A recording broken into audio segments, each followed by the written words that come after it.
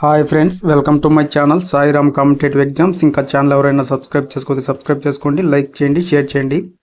డిఎస్సికి గరిష్ట వయో పరిమితి పెంచాలని సీఎంకు వినతి. మెగా డిఎస్సిలో జనరల్ కేటగిరీ విద్యార్థులకు గరిష్ట వయో పరిమితిని మరో 2 ఏళ్లు పెంచాలని కోరుతూ సీఎం చంద్రబాబుకు ఎమ్మెల్సీ గాది శ్రీనివాసులు నాయుడు, పీఆర్టీ అధ్యక్షుడు మిట్టా కృష్ణయ్య వివరించారు. సచివాలయంలో బుధవారం వారు సీఎంను కలిశారు. డిఎస్సిని రాష్ట్ర వ్యాప్తంగా ఒకే ప్రశ్నాపత్రంతో ఒకే విడతలో ఆఫ్లైన్లో నిర్వహించాలి. నిరుద్యోగ అభ్యర్థులకు మరోసారి ఉపాధ్యాయ పరీక్ష టెట్ నిర్వహించాలి.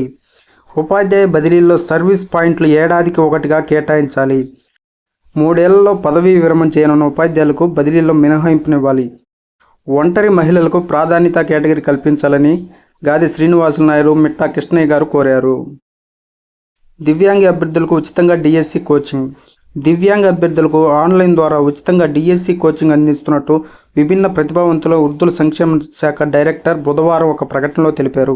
ఈ నెల 11 వరకు దరఖాస్తులు స్వీకరించనున్నట్టు పేర్కొన్నారు.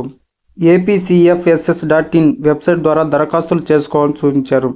కనీసం 40% వైకల్యం ఉన్నవారు మాత్రమే అర్హులన్నారు. Okay friends, thank you. All the best. Video నచ్చితే లైక్ చేయండి, షేర్ చేయండి, సబ్స్క్రైబ్ చేయండి.